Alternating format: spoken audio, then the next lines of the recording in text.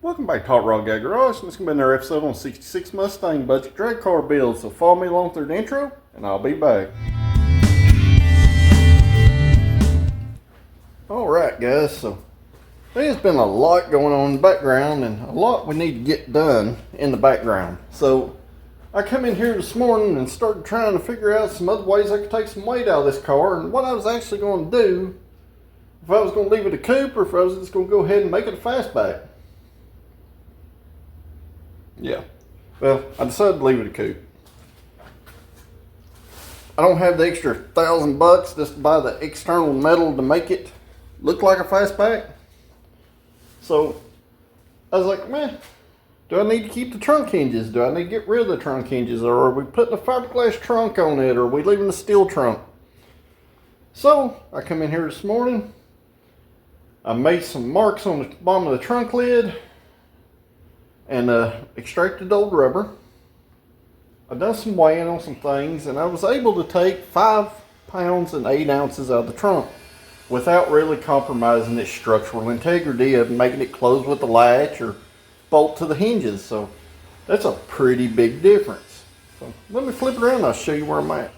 So this is what I cut out along with them 2 pieces right there that are laying on top. That is 5 pounds and 8 ounces worth of metal. And you can see it has quite a bit of rust on it. I also come in here this morning and finished reinforcing our trunk hinges to the wheelhouses over there. You can see I sprayed some black paint on them. So this is what the bottom trunk lid looks like. And this thing was crusty in these areas right here. This is some of that rust killer stuff. But the trunk ended up being, I mean, it's pretty significant difference here. And I spot welded this piece back to the trunk lid right here, and you can still bolt the latch to it. I've got to weld these places up, but you know, that's part of cutting it. So the only structure I left was just these sections right here, and I figured it would keep it good and strong in trunk hinges and keep it from torsionally flexing while getting rid of some of the detrimental weight. So that's where I'm currently at. I don't know where I'm going from here, but this is what I started messing with this week. I do have boxes of parts for the front brakes. I got all the new 4-lug front brakes, and that's something else. You watch my shorts, you kind of had a sneak peek in what was going on there. So I do got a set of wheels and tires for the 66. So I'll flip it around now and show you them. So I was able to find an old school set of centerline auto drags for a Fox body, and I took my 28x9s I had from my Torino and had them put on these wheels for some test fitting purposes. The front wheels had some somewhat decent tires on them. I gave them a quick polish job. I got some new lug nuts and stuff for them over there in the boxes. And as you see, there's a pile of boxes right there. That's all for this car for this video. So other than that, I am ready to start moving forward with this project. We have a roller. I've got a set of wheels and tires. I'm working on finishing up, taking some weight out of it where I can. We got to decide if we're going to keep the quarter windows where they roll up or down, or if I want them fixed. And if so, there's going to be some more weight I can cut out there. And then we will be ready to paint the inside of the car. Meaning the floor pans, the firewall, all the inner structure stuff. And sometime I've got all the stuff to make a rear firewall for it. There's a piece of the red metal right there. I got that from our local dirt track shop. They usually have quite a bit of scrap sheet aluminum, and that's what I'm going to build a rear firewall out of. It just saves a little bit of money that way. Aluminum's a little easier to work with when it's sheet than steel. And I've also got to decide how much of more of the package tray I'm cutting out and how I'm actually making this rear firewall for this car. Because we do have to have one to be legal to race this car. So, enough talking about it. Let's get started doing something.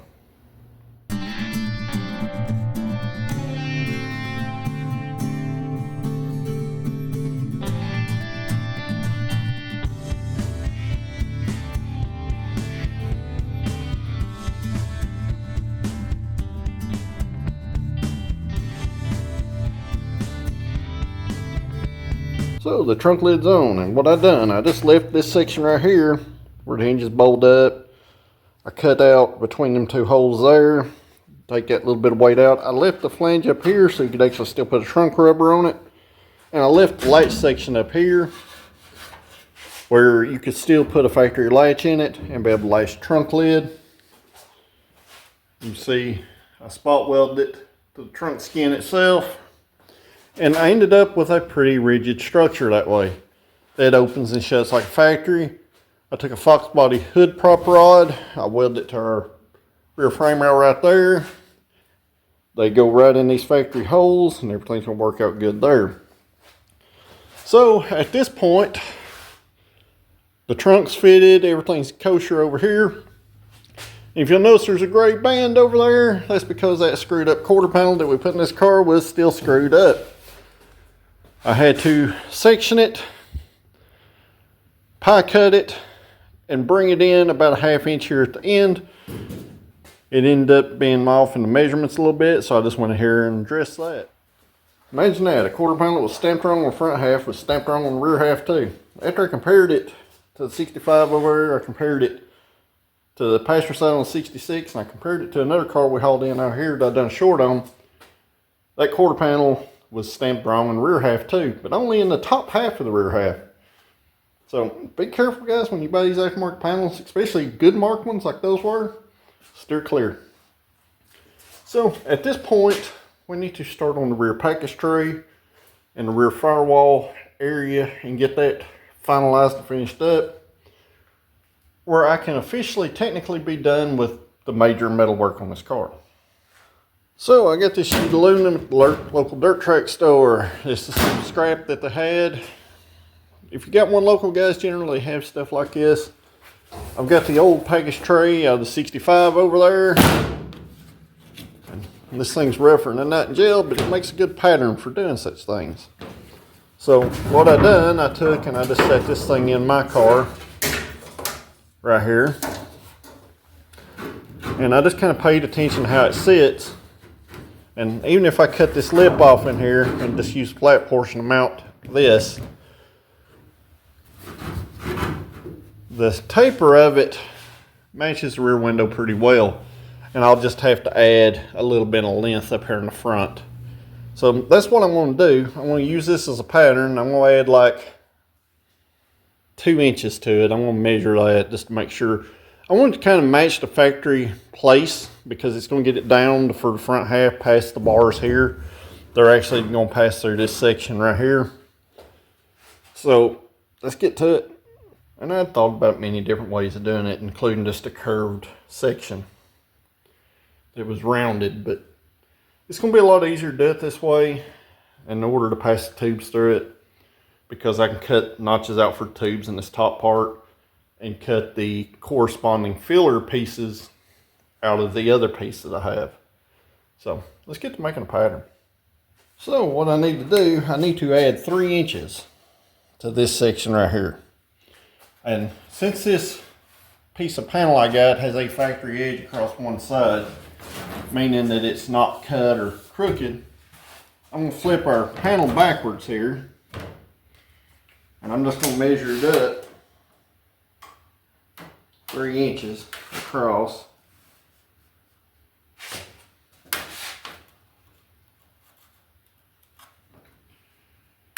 The best I can and try to get it level.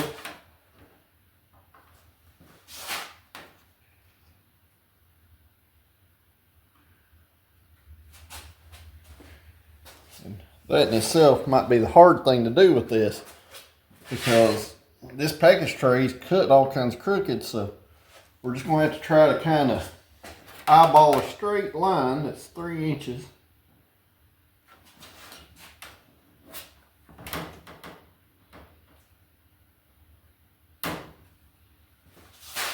Or as close to 3 inches as we can get, because that thing's about a ½ inch out of square itself.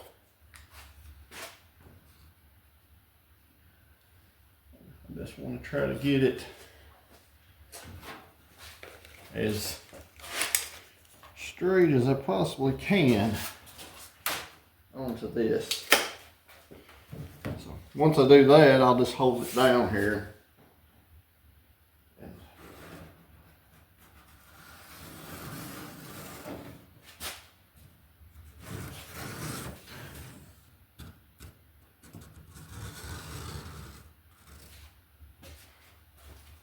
Mark our radius. And what that does, that's going to give me that shape of the rear window at the package tray. So this will give me a good initial first cut for something that was initially trash, but gives me that curve at the rear window all the way across while adding that 3 inches all the way across in a straight line. So that maybe possibly make this an easier little bit of a project. So something that might help you out in the future. Otherwise, you take a piece of cardboard and cut it until you get your radius, and then lay it on your metal, and then, you know, do it that way. But since I had the package tray and it's headed for the trash can in the sky anyway, out of the 65, I figured it'd make a good pattern.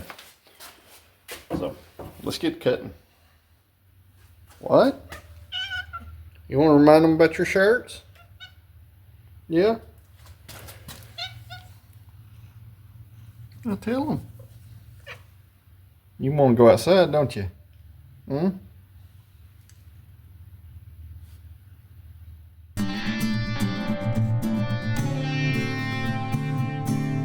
So I got my initial cuts made and got it laid in there. I took a hole saw to make these, and then I just kind of cut out straight, or a representation of straight from there. But for now, I need to check things like, can I actually get a rear window gasket in this car with it up like this? And you cannot. There's just not enough room for rubber. So I'm gonna have to cut that existing lip in here out. This lip right here, I'm gonna leave this flat, but I'm gonna cut this raised lip out, and that will give me an area to rivet this panel to across through. And Daisy's also checking things out, as you can see. So there's a couple of things. After I cut this lip out, I'm gonna need to wire brush this and treat all this stuff. I'm gonna need to paint this section of this bar that you won't be able to get to in here. I'm gonna have to get Daisy out of the inside of the car. But let me get the trimming, guys, and I'll be back here in just a moment.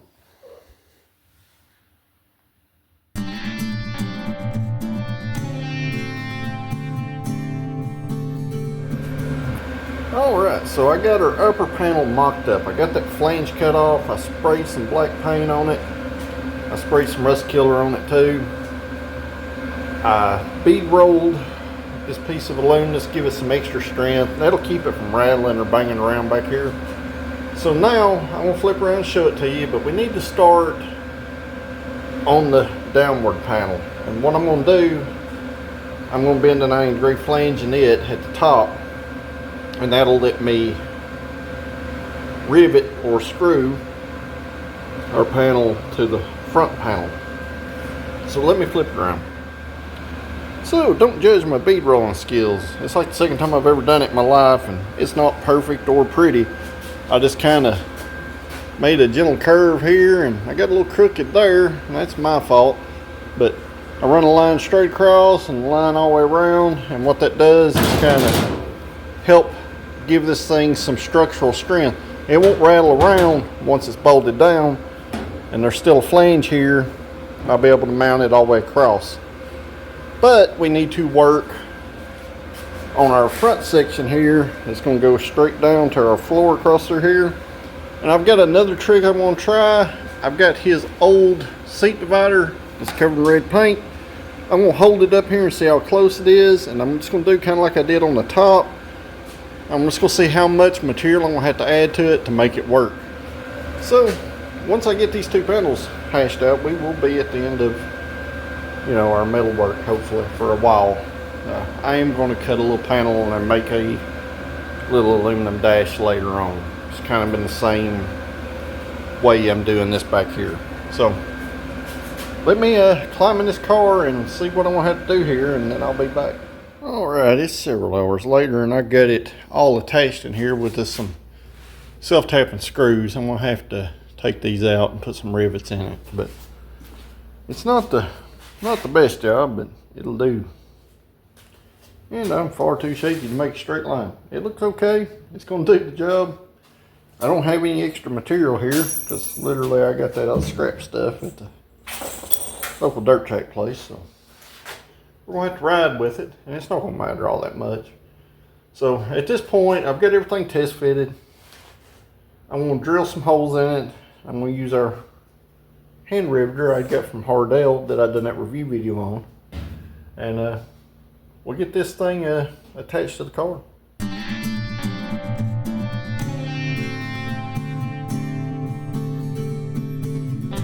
So it's the next day, and I've been in here this morning doing some seam sealing and kind of touching up some places on this rear panel. I didn't film none of that. It's pretty much what I've done on 65, except we're doing it on the rear firewall. So there's a lot more seam sealing to do. The rules in most of these sanctioning body rule books say that the rear firewall has to be 100% sealed off. So I 100% sealed it off. So I'll flip around, I'll show you where I'm at and where we need to go from here. So I got all our welding seam sealed up here in the trunk and along the edges and, you know, our trunk areas. And I got this all seam sealed up around the back. Shouldn't have any rattling issues there. I seam sealed around the roll bar, got that seam sealed up. Got the floor plates, all the seams where I welded, seam sealed up, along with our rear panel here. All the seams on it are seam sealed up. Well, if anything, it should keep it from rattling and keep water out of any of the welds that I've made on the car, which should keep any rust from happening. So at this point, I need to let this stuff dry a day or two. Even though it's paintable in 30 minutes, there's some areas where it's pretty thick. And some of it, like around the roll bars where they go through the rear panel, they're actually spanning a small gap. So that stuff needs to have time to shrink, fully dry out before we put any kind of paint or anything over it.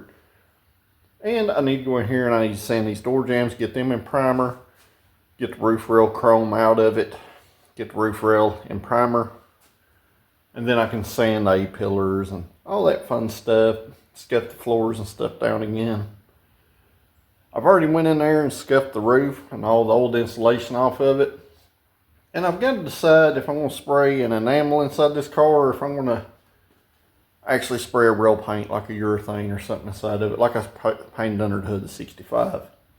I still have most of a gallon of that flat black, and it is a single stage urethane. In hindsight, I've also got a quart of Rust-Oleum satin black and some hardener for it. So I could go either way.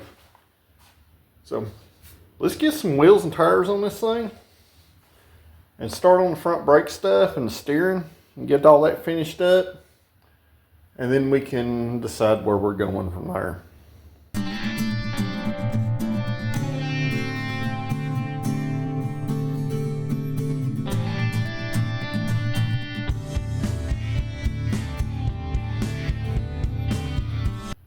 Well, that looks about like I expected it to. These are the 28 by 9s off my red Torino, so I had them put on these wheels just kind of get an idea of what we got. But really kind of keeping that 60s look there. So I think the wheels match the car pretty well. May have to do a little radius on it to open it up a little bit. It seems my Hoosier 28 by 9s are a little bit taller than them 28 Mickey Thompsons we've mocked it up with. So we'll have some clearance issues when that tire balloons. So we may have to radius the quarters, kind of expand that wheel well and raise it just a slight bit. But that's a problem for future me, not a current me. So I got all the front brake stuff to put the four-lug stuff back on the front. So let's get to messing with the front things and we'll go from there and see how far we get. Alright, so I got the front wheels off, and as you can see, I have put a rack and pinion on it. There's going to be something important to note here, guys. Fox body manual rack and pinions are extremely expensive, even when you buy the Chinese clone ones. However, for about 75 to 80 bucks, you can buy a Mustang 2 manual rack and pinion, which is the same ratio as the Fox body. The only difference, there's about a 1/2 inch between the Mountaineers difference. They both use a 9/16 thread on tie rods. They both use a 9/16 spline on the steering shaft. But you can take and you can put offset bushings in these things to correct the bolt hole angles. And then these are the offset bushings you need to put a Mustang 2 manual rack and pinion into your Fox body. So they're all the same, guys, pretty much. 1/2 inch between the Mountaineers. You could press that rack apart, take it apart, press it apart, cut the tube down a 1/2 inch, press it back together, and it would bolt on with a set of stock bushings.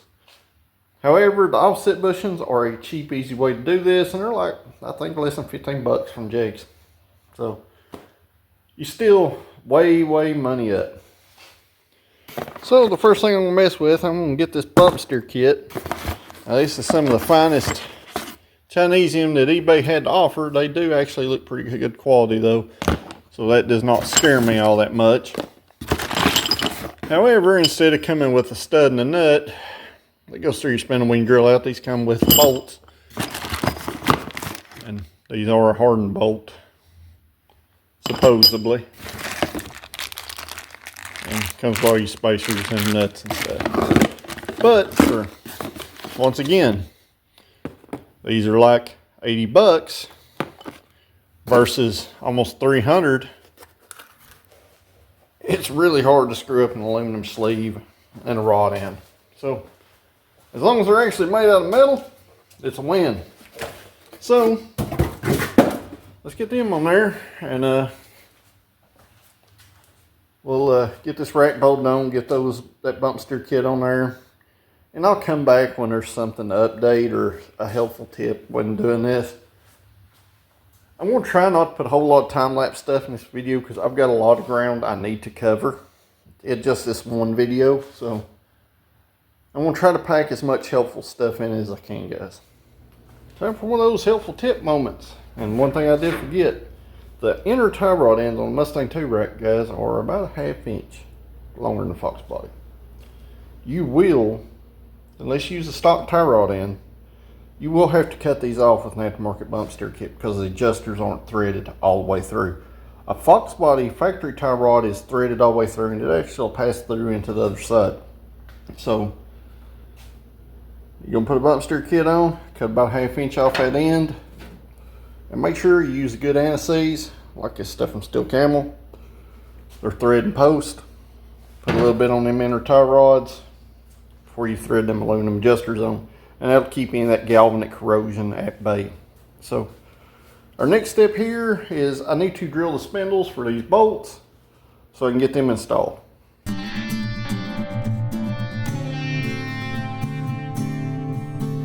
We'll get the spindle drilled out to a 5/8 right there, and I used the short bolts that they provided with the tall spacer and the short spacer on the bottom, like this right here. And with it hanging, you want to make sure this don't bind up. So this is what I'm going to start off with a baseline, and I'll know more once I get an engine and stuff in the car and this gets down to ride height. But for now, I'm going to go ahead and tighten these bolts up. I left these adjusters loose so we can adjust the toe here in a little while. But before we get into that, we need to get the brakes on the front of this car. So I've already got the old rotor off, some pieces down there to clean up. I've got our new rotors here, our new wheel bearings and wheel seals there, pads and calipers, bolts, dust covers. And since we're running an aftermarket wheel to pass tech, we're going to have to put long lug studs in the front, and these should be the correct ones. So let's get to doing that. We'll get these wheel bearings greased and seals in them and get these on there. The long lug stud rule does not only apply to the rear of the vehicle, guys. Technically, once you get so fast, you should have an open-ended lug nut on the front and a long stud on the front also. So I'm going to go ahead and address that. If you didn't notice, in the rear it had stock lug studs. I've got a set of aftermarket axles for this car that I'll change out later in this series. along with another carrier and gear. I'm just not ready to address that portion quite yet. I want to get the front all finished up where we can start making some stuff look a little better, and then we can get on into doing the rear end and some other things.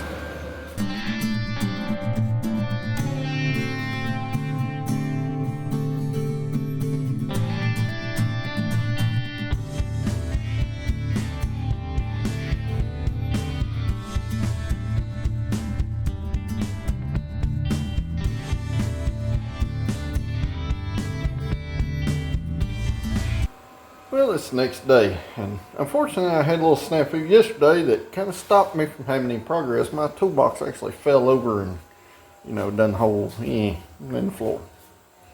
Don't know how it done it, but it did. So let me flip around and I'll show you where I'm at and what we need to do from this point. So I got the brakes on both sides. I got our long wheel studs in there, our bump steer kit's all bolted up. Everything's tight over here now. It has cotter pins where needed. The only other thing I'm going to have to do this thing, I'm going to have to get some brake line brackets for a fox body and attach these hoses somewhere. And I may have to bend around on this metal line a little bit to make everything work. But I just put stock replacement stuff on there. Put new rotors, wheel bearings, seals, pads, hoses, all that stuff. Safety things that you want to make sure you have. So we got both sides done. So I guess at this point we need to put the front wheels on it. Put the front wheels on it, get these new lug nuts opened up, get them bolted on. And some of this stuff's going to have to come back off, but for now it makes it a roller, it makes it somewhat complete. I do need to order a new rear brake hose for that fox body rear end.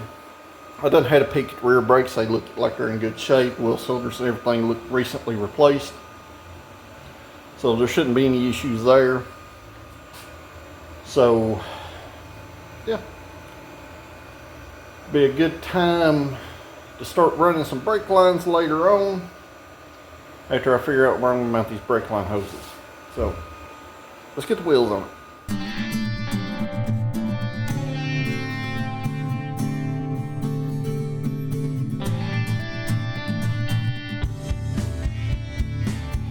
And the front wheels are on. So, if anybody's curious, you remember I put them long studs in there. These front wheels take a long shank lug nut. Remember, those were long lug studs. You can see they're flush here. And that's very important that you get proper thread engagement, especially on a shank lug nut up past the washer assembly. So, we have all that thread engagement right there past the wheel face. So, that's why I put the long studs in it, even though you can't tell that they have long studs. So, if you got a set of weld wheels or old set of center lines like these on your fox body Mustang, you're playing with time there of bad things happening.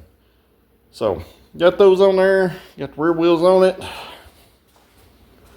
got the alignment somewhat hashed out as far as the toe goes, and got everything, all tires aired back up and everything, and we got a good easy rolling roller.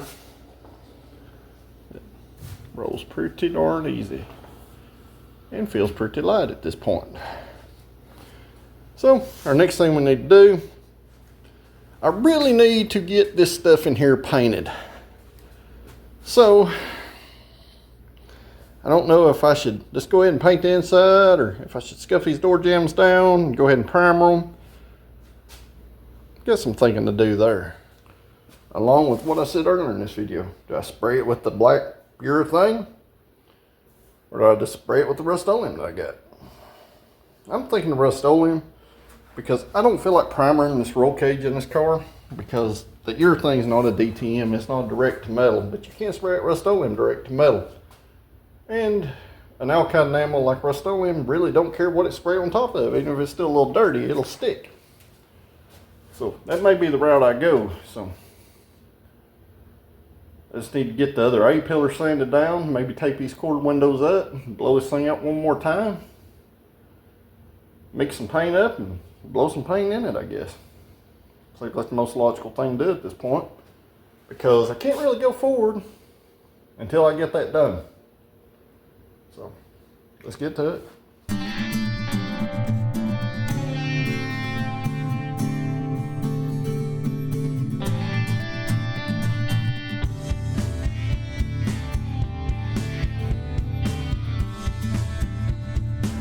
Alright, so I got everything wiped down, scuffed off as much as it's going to get.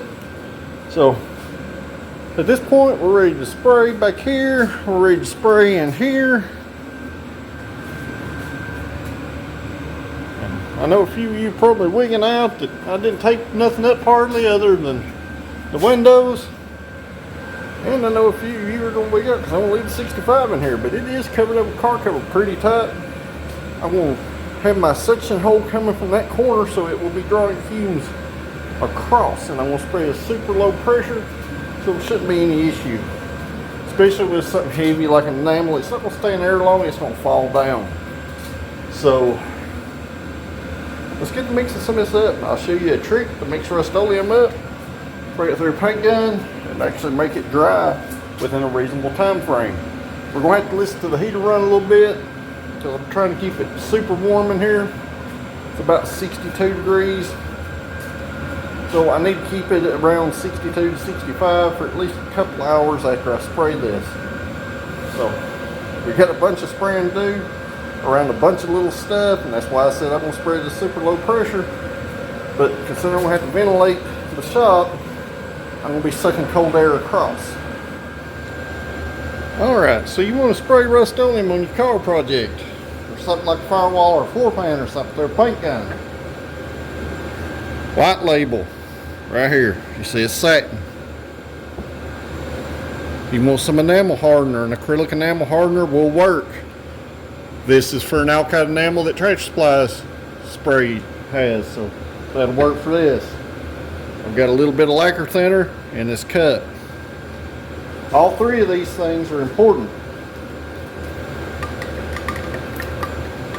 So you're going to take your Rust-Oleum, get it opened up. You're going to take a dirty paint stick. And we all know this stuff is thick. I'm just going to mix it up. I've already shook it a little bit. I'm just going to give it a little stir here.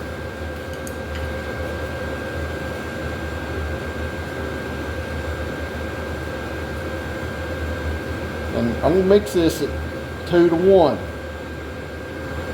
So.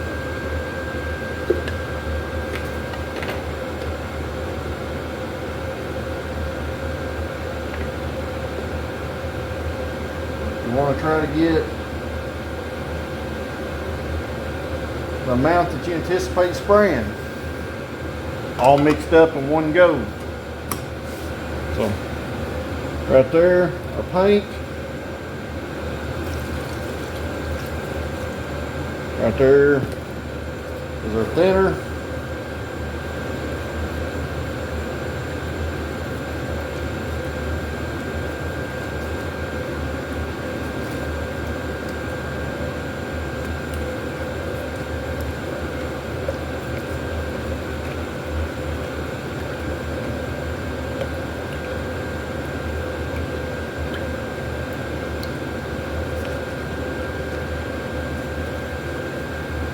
Takes a little while to get this incorporated in because that paint's so thick and has so much pigment in it.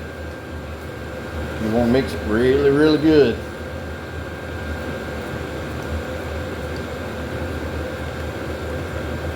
And you're going to start get a consistency that's normal, what you would normally pour out of paint before you reduce it. That's the thing here, guys. You're going to want this a little thicker than your normal paint because we're spraying it as a single stage. But you want this to kind of pull off that stick at a normal rate right there.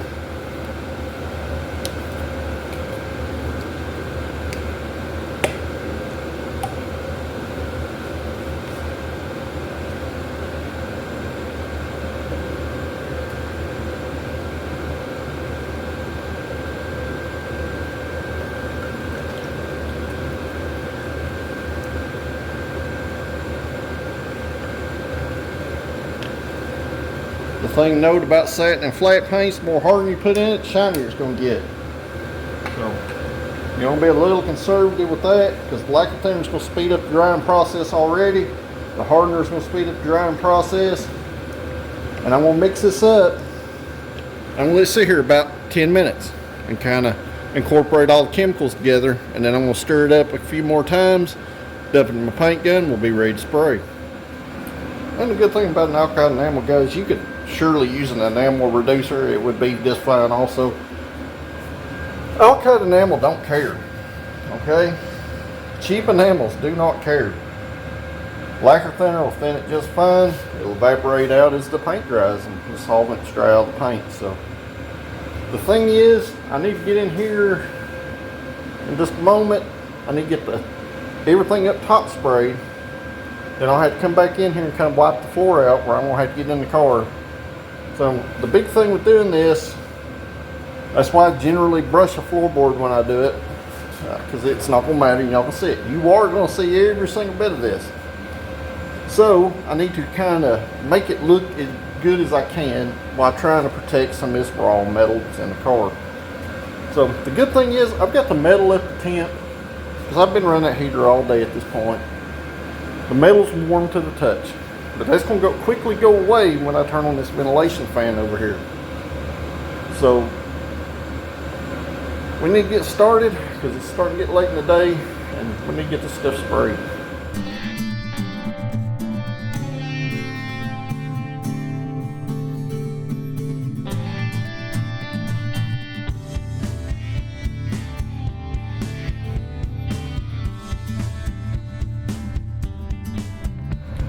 So anybody curious, I'm spraying about 15 to 20 psi, depending on how far I need to shoot that paint back into an area. So I got the inside of the trunk sprayed. I'm going to let this tack a little while. I've mixed up some more Rust-Oleum, just kind of have as a spare, because it's going through it pretty quickly at this rate. I'm going to shut this trunk down here in just a moment and start trying to get the top half of the roof sprayed, and we can go from there.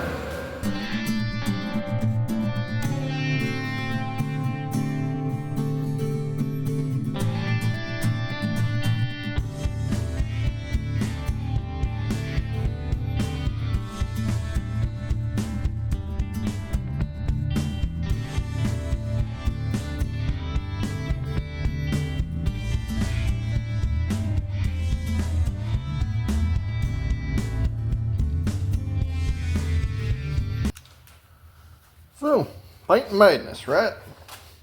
The paint gun I used is my Spectrum Black Widow. Right here, it's got a 1.3 millimeter tip. Like I said, between 15 and 30 psi variance. Putting out all the fluid it can, because literally, guys, I'm just trying to make this thing black inside. I'm trying to make it all one color. Try to protect it a little bit. You know, race car things here. So we're not shooting for perfection, we're just shooting for better than what it was. And better than what it was is making it all one color in there. So I got my paint gun, I'm cleaning it out, and I've cleaned up everything else. I've still got to clean some of the paint out of this. As you can see, it's black now instead of mostly gray.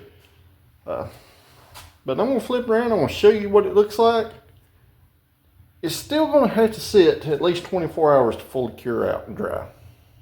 But most of it is pretty well dry where it's thinner. Where it's thicker, it's still real tacky. And that's kind of the thing with an alkyd enamel like this. You do not want to spray it when it's cold outside, guys. It's cold outside out here. But I've kept it mostly 60 degrees in here today. It's already starting its curing process. So it's not really going to hurt it to kind of drop down overnight. So let me flip it around. So, like I said, just making it all one color was the goal here. So, it's all one color. It's all one color. Like I said, it ain't beautiful, but it's all one color. Same in the trunk. It's all one color. I even sprayed on that trunk lid. It's all one color too. When I say all one color, I mean all the way up far as you can see. And over here, we're all one color, all the way up, all the way across, all the way inside. this is quite the thing to spray inside, guys. So the only thing I can do is let this cure out and we'll move on to the next thing that needs to be done.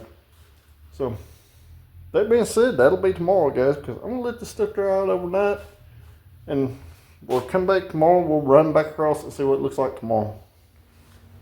Well, it's the next day and I let it get down to about 46 degrees in the shop last night. So there's no way that enamel dried, right?